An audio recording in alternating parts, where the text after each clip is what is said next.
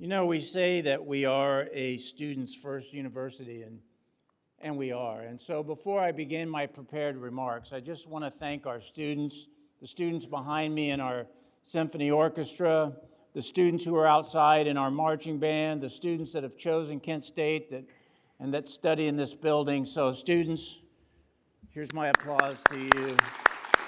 Thank you. So for my remarks for this long-awaited and joyous occasion, I want to focus on the transformative power of higher education and the transformative power of entrepreneurship. And I want to do so through the lens of family. Now, let me say that my task today is difficult because on the one hand, we're here in this amazing building which was made possible by tremendously successful people whose generosity continues to amaze me. But on the other hand, those very same donors, those very same successful donors are, without exception, humble. And calling attention to them can cause discomfort, which tells you everything you need to know about them. Entrepreneurial leaders, successful people, generous donors, hard-working folks. So just know this, the generosity of our donors built this building. The Crawford Hall project was completed with no state funding, none, zero. We relied on donors. We drew on our own savings, and we sold bonds to cover the cost of the $80 million project. At Kent State University, a public state university, we completed this amazing building on our own. We did it. You did it. Give yourselves a well-deserved round of applause.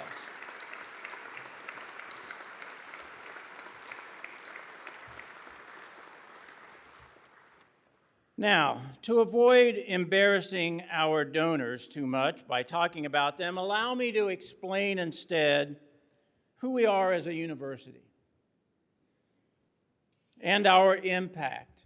And I want to do so by referring to family, and in this case, my own family. And my point in this case is the following: public higher education, public accessible higher education transforms lives, and it makes our nation stronger.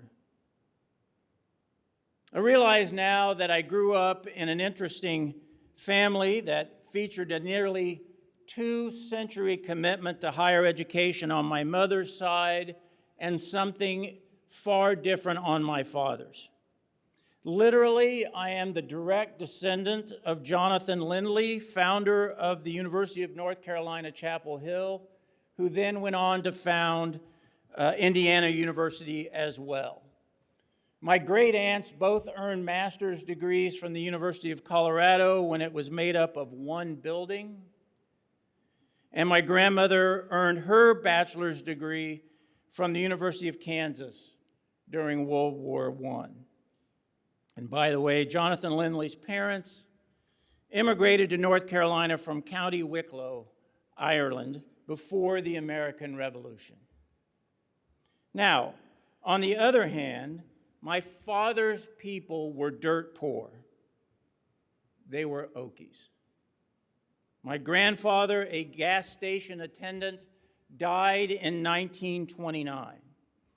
My grandmother washed other people's clothing to make ends meet. As children, my father and my uncle helped her, and my father was a shoeshine boy. And they were literally the poorest of the poor in one of the nation's poorest places, the Panhandle of Oklahoma, during the poorest of times, the Great Depression. Long story short, My father enlisted in the U.S. Navy as a 17-year-old 2 weeks after Pearl Harbor. He had never been to a dentist, and when he arrived at the Great Lakes Naval Station, they promptly pulled half his teeth and fitted him with dentures at 17. He piloted landing craft during the island invasions in the Pacific, and he received his honorable discharge at the ripe old age of 21, at which point, supported by the GI Bill, he completed his bachelor's degree and medical school in 6 years and practiced medicine for 4 decades.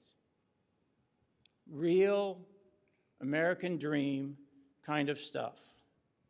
The transformative power of higher education and of military service, to be sure, that took a shoeshine boy from Winoka, Oklahoma, to a long career as a general practitioner and civic leader. People often ask me,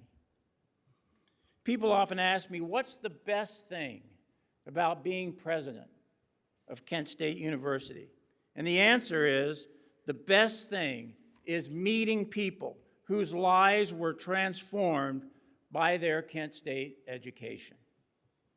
Several of you have heard me say, and Ambassador Crawford, you have heard me say this many times, that Kent State is a university, not just for the fortunate few, but also for the meritorious many. And one of the ways we accomplish this is through encouraging entrepreneurship. And indeed, not just Ambassador Crawford, but many of our most generous donors to this building have experienced great entrepreneurial success. Because of their generosity, generations of future Kent State students will have their opportunity at success. And so it is especially appropriate today that we formally inaugurate the Ambassador Crawford College of Business and Entrepreneurship Crawford Hall on the campus of Kent State University, thereby combining the transformative power of higher education with the transformative power of entrepreneurship. And yes, I will say it again, this is a transformative power available not just to the fortunate few, but to the meritorious many. And so in this spirit, I will conclude my remarks by simply saying the following. Welcome to Crawford Hall, home of the American dream. Thank you.